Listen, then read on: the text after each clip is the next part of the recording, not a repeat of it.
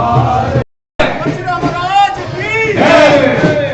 बोलिए भगवान परशुराम महाराज की जय। भगवान परशुराम महाराज की जय। भगवान परशुराम महाराज की जय। भारत माता की जय। भारत माता की जय। भारत माता की जय। सत्य धर्म की जय।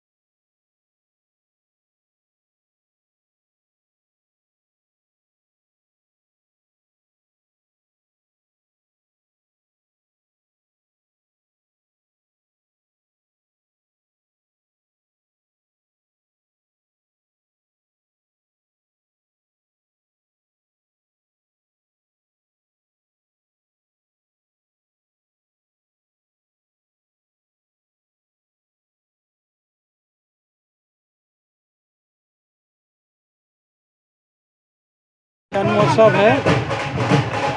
यह जन्मोत्सव यहाँ देहाती ब्राह्मण सभा की ओर से मनाया जा रहा है। शोभा यात्रा निकाली जाएगी।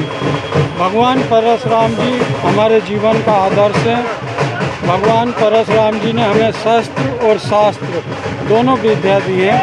पहले इनका वास्तविक नाम राम था, फिर भगवान शिव ने इन्हें प्रसन्न होकर परशु दिया था। हर्षे को परशु बोलते हैं। तो भगवान शिव ने स्वयं इनको परशु दिया था, तब से इनका नाम परशुराम पड़ा। ये इनकी पितृभक्ति पूरे इतिहास में सुप्रसिद्ध है। इनका क्रोध, उससे बड़े बड़े राजा महाराजा कांपते थे। इन्होंने 21 बार पृथ्वी से उद्दंड शासकों को दंड देके धर्म की स्थापना की है। और फिर यात्रा आरंभ हुई। बंधुओं, भगवान परशुराम जी की इस शोभा यात्रा को देख करके और भगवान परशुराम के स्वरूप को देख करके मैं यही कहूंगा कि धार्मिक होने के साथ साथ आज समाज को बलिष्ठ होना बड़ा जरूरी है। भगवान परशुराम जी धार्मिक भी हैं और धार्मिक होने के साथ साथ बलिष्ठ हैं और बुद्धि के भी दाता हैं, मतलब विद्वान भी हैं। हमारा बल कहीं गलत राह पे ना चला दे हमें, इसलिए बल के ऊपर शास्त्र का, धर्म का नियंत्रण रहता है। तो बल हमारा दूसरों की सहायता के लिए हो। तो भगवान परशुराम जी ने परसा उठाया है। नाम तो उनका मूलतः राम ही है, पर परशुराम इसलिए कि हाथ में परसा है। परसा उन्होंने जरूर उठाया, पर भगवान परशुराम जी ने उस परसे से 21 बार उन राजाओं का संहार किया जिन राजाओं ने अपने आप को ही ईश्वर घोषित करने की कोशिश की। उन्होंने वैदिक परंपरा, सनातन परंपरा के संरक्षण के लिए, उसको बढ़ाने के लिए परसा उठाया। बाकी परशुराम जी कोई कहे कि क्षत्रियों के विरोधी थे, ऐसा बिल्कुल गलत है। क्षत्रियों के विरोधी नहीं थे। क्षत्रिय तो स्वयं राजा जनक भी थे उस समय, भगवान राम जी के पिता श्री दशरथ जी भी थे, पर उनके साथ ऐसी कोई वार्ता नहीं, क्योंकि जिन जिन राजाओं ने, चाहे वो कोई भी जाति के थे, अधर्म किया, अपनी प्रभुता सिद्ध करने के लिए धर्म की निंदा की, उनके विरुद्ध भगवान परशुराम जी ने परसा उठाया। जब गौ माता की रक्षा के लिए परशुराम जी के पिता श्री भगवान परशुराम जी के पिता जमदग्नि ऋषि, जब वो गौ सेवा निरंतर करते थे, तो उनकी गौ को छीन करके सहस्त्रार्जुन नाम का राक्षस ले गया, जिसकी 1000 भुजाएं थी, बड़ा बल था। और उस महाबली सहस्त्र अर्जुन जो पापी हो चुका था, उसको अकेले परशुराम जी ने जाकर के ललकारा कि तू पाप कर्म कर रहा है, अपना बल एक निहत्थी गौ पे दिखा रहा है।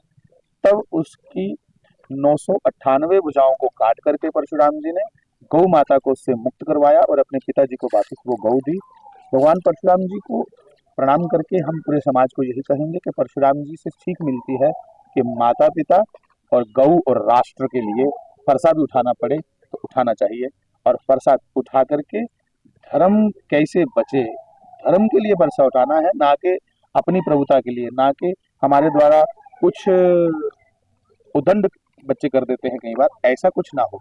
हम शस्त्र भी उठाएं तो इसलिए उठाएं कि धर्म की हानि हो, राष्ट्र की हानि हो, समाज की हानि हो, उसके लिए शस्त्र उठाना पड़े तो कोई गलत नहीं। अच्छा श्री देशवासियों को और जिनकी ग्रामीण से बहुत बहुत मुबारकबाद देना चाहता हूँ, और साथ में भी मैं अपील भी करना चाहता हूँ कि भगवान परशुराम के जो बताए हुए रास्ते हैं उस पर हम सच्चे से चलें। यही सच्ची श्रद्धांजलि हमें भगवान परशुराम को दे सकते हैं।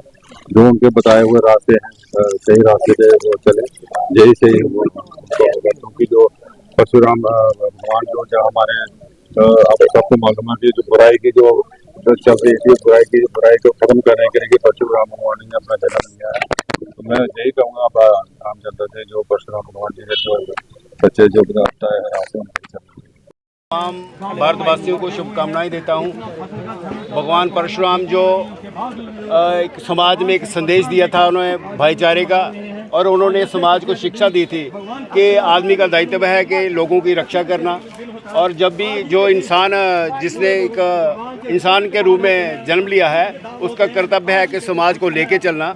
और उन्होंने अपने भाईचारे का संदेश दिया था, सभी धर्मों को साथ लेके चलते थे, और जो लोग जिनका कर्तव्य था समाज की सुरक्षा करना, जब वो अपनी सुरक्षा को भूल गए थे, जो इस दायित्व को भूल गए थे, तो परशुराम जी ने उनको याद दिलाने के लिए उनको सबक सिखाया और उनकी हत्याएं भी की, क्योंकि उन्होंने बुरे लोगों की हत्याएं की और समाज में एक अच्छी दिशा दी और समाज को एक भाईचारे का प्रेम देने के लिए एक संदेश दिया, जो आज हम उनका दिन मना रहे हैं। परशुराम भगवान जी जो विष्णु के अवतार थे, वो हमें उनके बताए हुए रास्तों पर चलना चाहिए और भाईचारा कायम रखना चाहिए। जिस तरह भारत देश आज जिस तरह उसको हमें अपने भाईचारे की ज़रूरत है। ये यहाँ पे कश्मीर के अंदर, पहलगाम के अंदर जो भी हत्याएं हुई हैं, कश्यप ऋषि जी के बनाए हुए कश्मीर जी जिन्होंने कश्मीर को बसाया था, वो हत्या हुई हैं, बहुत ही निंदनीय है। और भगवान परशुराम से प्रार्थना करेंगे वो अपना आशीर्वाद बनाए रखें, ताकि ये लोगों में सुरक्षा की भावना रहे, लोग सुरक्षित रहें और देश आगे बढ़े। जय हिंद, जय भारत। विद्महे मां वीराय धीमहि तन्नो परशुराम प्रचोदयात्।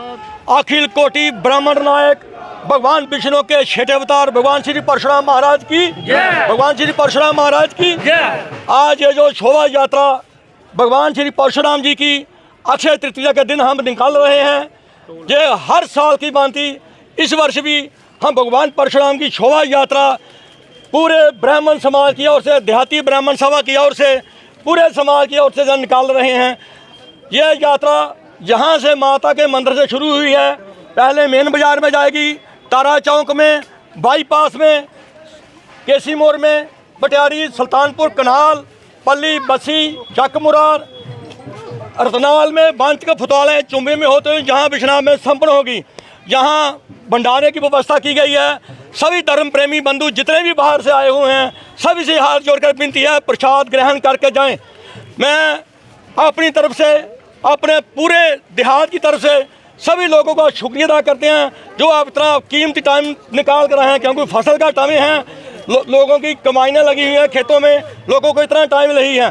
भगवान परशुराम जी को चाहने वाले केवल ब्राह्मण समाज ही नहीं है, सब धर्मों के लोग भगवान परशुराम जी को भगवान के रूप में मानती है। मैं फिर एक बार सब लोगों का हाथ जोड़कर विनती से निवेदन करता हूं, जिन्होंने अपना इतना कीमती टाइम निकाल कर बिश्नाह में आए हैं। जय श्री राम।